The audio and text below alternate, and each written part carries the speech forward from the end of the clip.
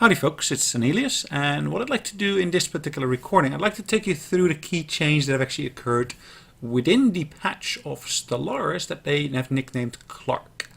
Now that's actually patch 1.1.0. So I'm just going to take you through some of those key enhancements. The first one that we'll see listed here is the Platypus species portrait has been introduced. So Platypus, an Australian being with of course a duck beak, but it also has some features that basically are common to like mammals, etc., etc. But yeah, the idea is we basically have introduced the look and feel of a platypus into the game now. You'll also see that there is a new empire symbol being introduced here. That's the actual Paradox empire. Sorry, the Paradox company symbol is now being introduced here as an empire symbol, as well as the actual symbols of domination. A further enhancement to that actual empire creation process, the ability for you to create your own individual biography description of the species, or the empire I should say. So that can now be typed out in full instead of the system generating something from scratch for you. Now another change in terms of the actual game setup, you can now actually determine the AI aggressiveness. So the aggressiveness of the artificial intelligence player, so your system opponents, how aggressive they'll be towards both yourself as well as towards other AI players. Apparently it had been fairly well softy in original format, so that's been enhanced. So at least you can set that now to be normal or aggressive. I believe you can also set it to low, but that, yeah, there are some enhancements around that particular feature. Now when you're actually on the actual stellar map or the galaxy map, you'll now be able to, of course, see the little symbols for the different worlds next to the stars. But in addition to that, if you have your mouse cursor over that, you'll get a little tooltip or a pop-up to appear, which will show you the types of worlds that are in that particular solar system or that star system. So whether it's an oceanic world or a tropical world. But it will also tell you exactly the size of that particular planet, which in this instance, you'll see there are sizes 21 and 24. Plus it also lists you the habitability percentage as such. So in this particular instance, the WEML 3 is an oceanic world, WEML 4 is a tropical world, and for the species that's being used for this particular screenshot, it looks like WEML 3 is habitable, and we can actually colonize that as such.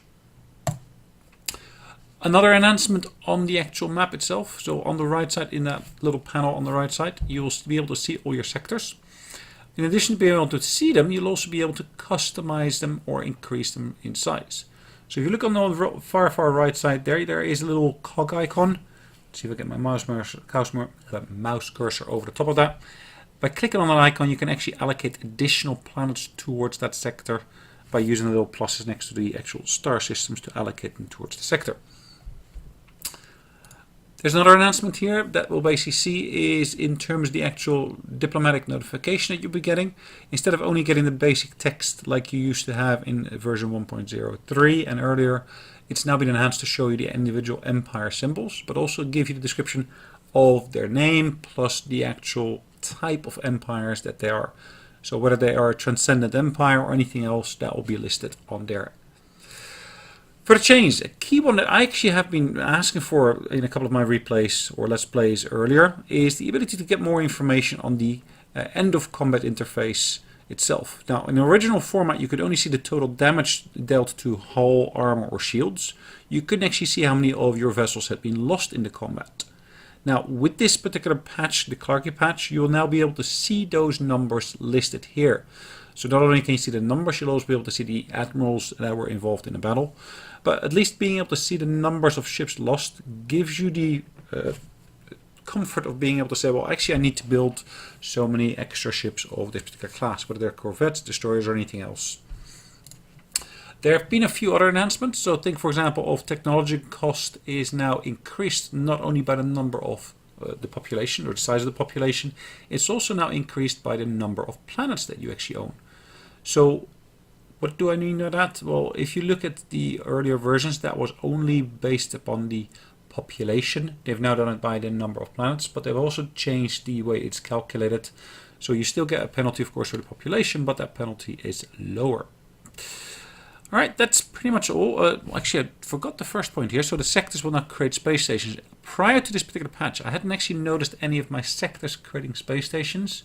I have noticed that since the patch. Now, I'm not sure whether that's really an enhancement in the patch itself or not. It's just one of my observations on the patch that I've basically taken down here. Well, hopefully this is useful to you, and I hope to see you on the next Let's Play or other recording that I'll put online. Thank you.